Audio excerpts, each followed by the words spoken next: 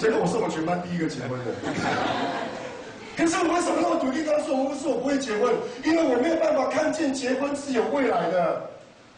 我从小就看见我们家庭的婚姻就是没有办法，然后有的时候就是门不小心就破了，然后玻璃就破了，然后就外面有人在吵闹。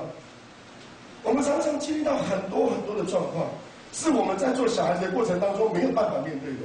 所以我国中一年级、国中二年级，我跟我弟弟讲，我们从今以后要自力更生，我们两个彼此帮助，互相扶持，然后创造我们的人生，不要再依靠爸爸妈妈了。对，你知道那就是我当时的想法。可是我就在看所有的事情，实在是没有一件事情让我觉得是有盼望的。所以我开始在我20岁，我信主了5年的时候，有一个人跟我讲，他说：“康聪义，我看你真的很骄傲，你知道这个人很爱我。”当他跟我讲这句话的时候，我真的知道我是一个很骄傲的人。原因是因为我知道我不能依靠任何人。所以以前你跟我在一起祷告，只要我分享代祷事项，你的代祷事项是什么？你的代祷事项是什么？大家都讲完，掏心掏肺的讲完，我会告诉你，那个求神帮助我身体健康这样子，要不然就是国泰民安，就是那种反正你很想扁他的那种祷告词。原因是我也不愿意敞开我的心，因为我知道我告诉你也是没有用的。可是神一步一步修剪我，让我知道原来我的生命活在一个错误的光景里面。虽然我从小就拿模范生来奖学金，但是这对我是没有意义的。我20岁那一年，当人告诉我你是骄傲的那一年，我突然发现到，如果我没有认识耶稣，我的一生是完全毁灭的。我求神祝福你，上帝不让你看你的环境，是因为上帝不要你跟别人比较；上帝不给你旁边的窗户，是因为上帝只要求你帮助你看天上而已，不让你看到你生命当中的许许多多你不需要看到的事情。阿们吗？因为神知道你要看什么，所以我想求神祝福你，让你一生当中不断的来经历到神的帮助和拯救。我要离开这讲台之前，要继续等一下之前，我要告诉你一件事。我这礼拜读活泼的生命，我就读到一个故事。比尔·海波斯就讲了一个故事，他说一件事情，他说主题是最后的5%。他说我们将我们生命中的95%献给神很容易，但最困难的是要将剩下的5%也献给神。可是如果你把5%献给神，那么你就好像是把那不足的5%你也没有献上，你只献上95%是没有用的。他讲到一件事情，他说到一件事，我们每一个人，我们奉献的不能够奉献的是什么？我们通常把我们人生中不能完成的事、困难的事、有状况的事献给神。上帝，你帮我来处理。可是你注意哦，有一个部分我们是没有献给神的。如果我的工作是得心应手的，我没有献给神；如果我操作这件事情是很顺手的，我没有献给神；如果这件事情是我的保障，我没有献给神。我们通常都献给神，把我们的困难献给神。但是我们熟悉的事情，我们有没有献给神？我想求主祝福你，在你人生中的100%都全然奉献给神。因为神要在你生命中的100%的层面里面做他所要奇妙的事情。你献给神多少，神就做多少。在我默想挪亚方舟的这个故事的时候，我心里面就想到一件事情。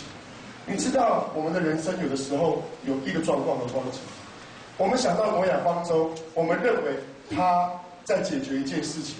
回到这个焦点，最开始的焦点来，我问你一句话：你认为你看到挪亚方舟的时候，你到底想到什么？你看到挪亚方舟的时候，你会想到什么？什么？拯救、逃难，还有没有别的？你知道我们看挪亚方舟的时候，我在问第一堂的弟兄姐妹，他们给我的分享：拯救、逃难、帮助等等之类。可是我在默想方舟的时候，我心里面有极大的感恩和感动。因为我看到上帝让我看到的不是挪亚方舟这件事，当我就把这件事情分别出来的时候，我会看见逃难，我会看见拯救的事情，我会看见一个事件。可是你知道吗？如果你把挪亚方舟好像一颗棋子、一个马、一个炮、一个车放在棋盘上面，这样子给它放上去的那一刻，你可以看见一件事情。这件事情是什么？原来这颗棋子跟上帝的旨意是有关联的。原来这颗棋子跟下象棋的那个人的旨意和他的胜败是有关联的。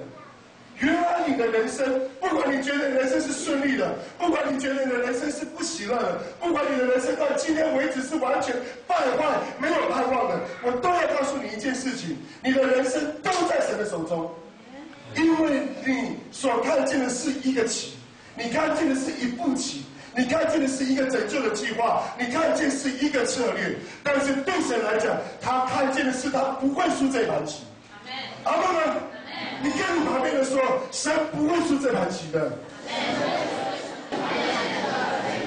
因为神绝对不会输这盘棋，所以他一定会把这盘棋下得好。因为神绝对不会输这盘棋，所以你所走的每一步路里面都会有他的引导。因为他不会输这盘棋，所以你到今天不管你人生是什么，你都可以很有盼望。因为他不会输这一盘棋。你觉得那是你的事，你觉得逃难是你的事，你觉得需要帮助是你的事，但是上帝说，孩子，这一切都是我的事，跟神是有绝对关联的。我慢慢发现到一件事情，昨天说我20多岁、30岁，人家告诉我，信仰的路你走到一段阶段，你会发现到见山是山，见水是水，慢慢你会见到见山不是山，见水不是水，可是你最后又会回到见山是山，见水又是什么？水。因为我以为的神，有一天他要成就他的工作，但是是在我完全放手、完全认识他，把我自己信心后倒的那一刻，我开始真正的去认识他，我就放弃了把我自己的人生交托给他。我知道这是恩典，我想求神祝福你。如果你也是他手中的棋子，或者这样说，如果你也是他手中的计划，对你而言，生命中的每一步都是他雕刻的那一刀而已。而他要完成的是艺术品，你不能用今天来看，你不能用这个月来看，你要用你一生来看神的救恩和神在你身上的计划。因为神说他拯救他就要拯救到底，你就是他，他就是你。你以为你的计划是你的，不是，你的计划就是他的计划，他的计划就是你的计划，而你就是他的计划。而那么祝福你旁边的人，神不会让你的人生输下去。